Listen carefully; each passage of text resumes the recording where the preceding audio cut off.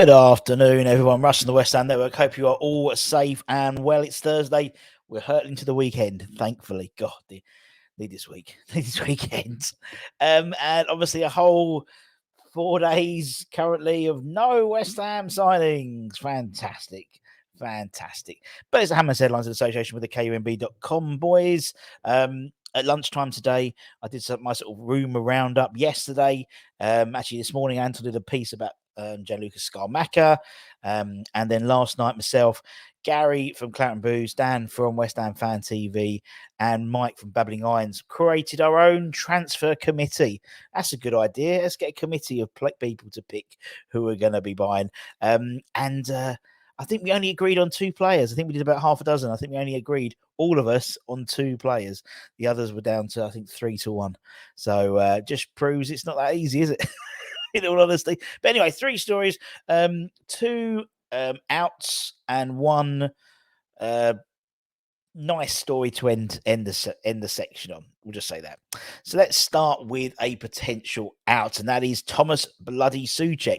According to the Turkish media outlet Haberturk, there we go, Galatasaray are interested in Tomas Soucek, and also West Ham target James Ward-Prowse. The Turkish news outlets reported a day or so ago that the Super League club are eyeing a move for the Czech Republic international, as they want to sign a new midfielder as soon as possible, according to the report. Alongside the 28-year-old, the Turkish champions are also tracking another 28-year-old. That'd be Southampton captain James Ward-Prowse, who the Hammers have been heavily linked with this summer, as we well know. The report details that Galatasaray have a number of options on their wish list, as they're desperate for a new midfielder. Love that word, desperate. If they do decide to move for Soucek or Ward-Prowse, that could have a massive impact on our transfer plans this season.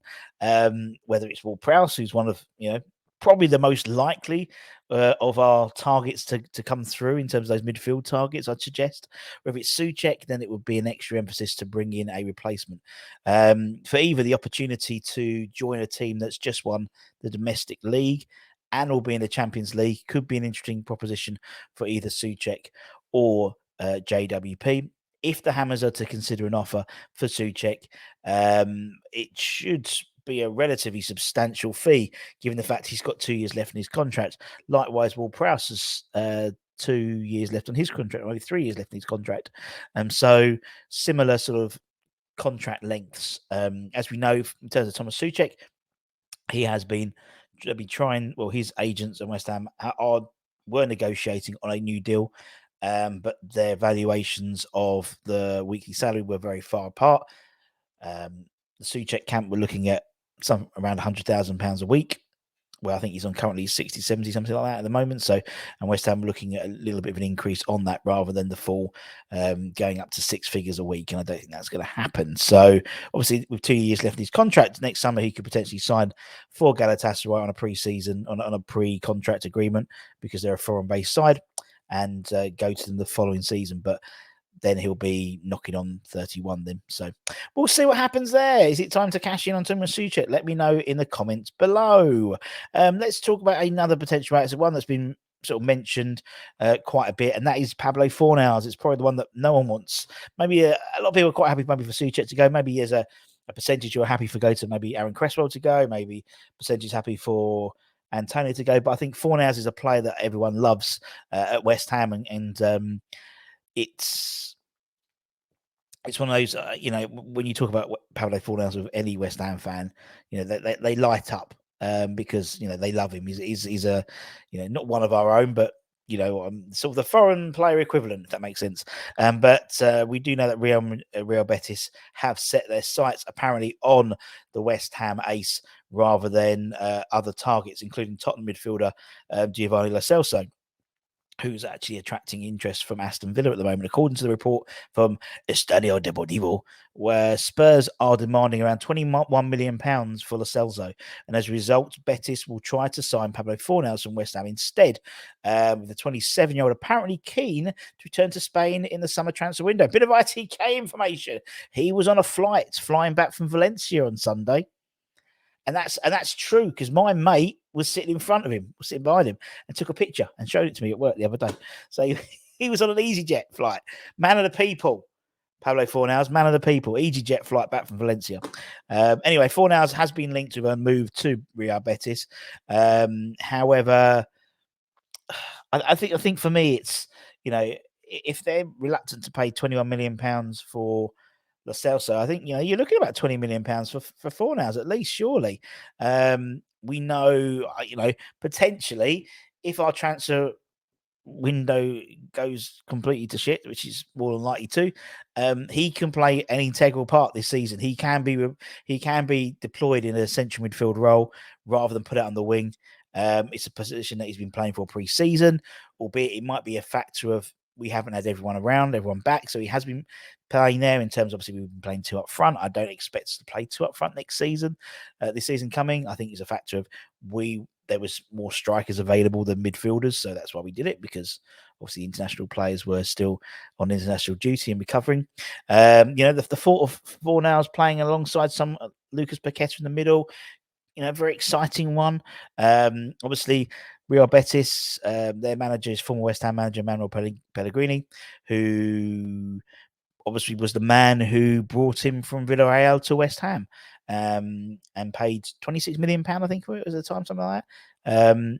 We know he's coming sort of into the peak ish of his career at the age of 27. We know he's more suited to playing in the middle than on the left wing.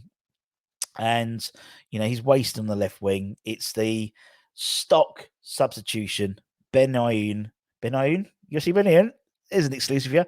Ben Rama, off, Fornals on. Fornals off, Ben Rama on.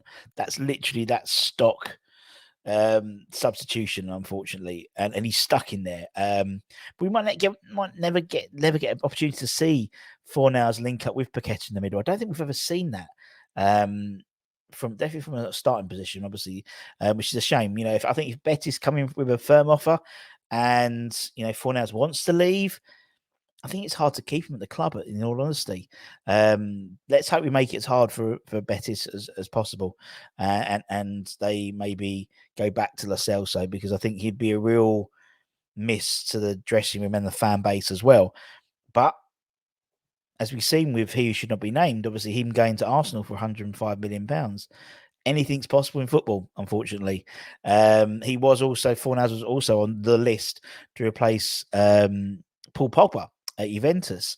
So, he does have interest from several clubs, and he's criminally unused by West Ham, isn't he?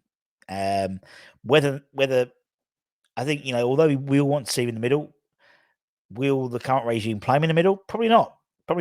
In that, in terms of everyone we've been linked with, all central midfielders who are going to take the place of He Who Should Not Be Named in the squad. So we'll see what happens. We'll see what happens with Pablo.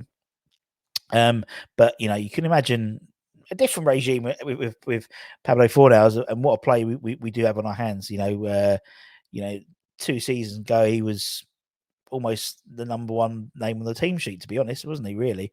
But obviously times change, and we know how frustrated he was. It was lack of game time. You saw that when he came on, and it was just, particularly towards the end of the season, very frustrated with the lack of minutes. And at 27, he should be playing first team football regularly. And so we'll see what happens with that.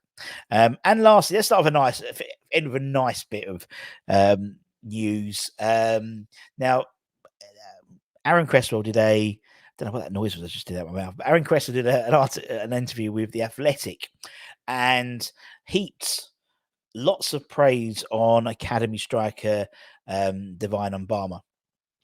And he's got a big chance to succeed at the club, he reckons. Now, we know he's catched the eye of all of us. We know, according to ITKs, that in essence, all the under-21s are available for loan apart from Mubama. He's the one who's staying, because he's going to be heavily embedded into the first team squad this year. You see the fact he was very prominent in the away shirts sort of marketing recently, which goes to show, they're putting him front and center. He's been brilliant pre-season. He's been on fire. And obviously we're hoping that he plays a much bigger role in the coming season. I think in terms of he will play a big role, but that the size of it would depend on the potential destination of Antonio and even Scamacca potentially as well. But in the article with The Athletic, Aaron quotes saying, Divine doesn't actually know about this, he does now. But I remember sitting with Craig Dawson, remember him? Could be Aaron Cresswell's teammate soon, on the balcony in Evian during last season's pre-season tour. He trained with us a few days, and I said to Dawson, this boy has got a big chance here. I remember the shooting sessions, and we were playing 2v2s and 3v3s. And I just kept thinking this boy has a real chance. Now that's really high praise to put on, from a very experienced player. In the last 9 years, Crest has seen lots of players come and go, lots of youth team players come and go, and to come out and say that on record clearly shows that he really believes in the project in terms of Mubama, in terms of him as a project going forward, and we should all be hopeful that comes in fruition. I think this season will be a potential breakout season for him, with a lot more game time.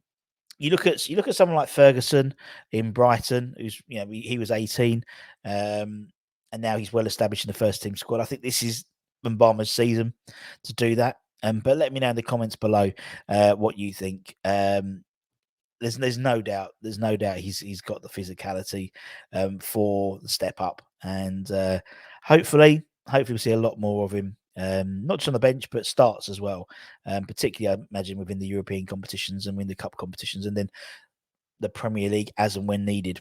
And that's it, my friends. Keep it on the channel. Any breaking news, we try to bring to you as soon as possible. And until next time, stay safe, stay warm, stay humble, keep the faith. We always do. Thick and thin with claret and blue. Oh, quite that. That's a poet. Didn't even know it. So take care. See you later. Bye. Bye, my friends. Bye-bye.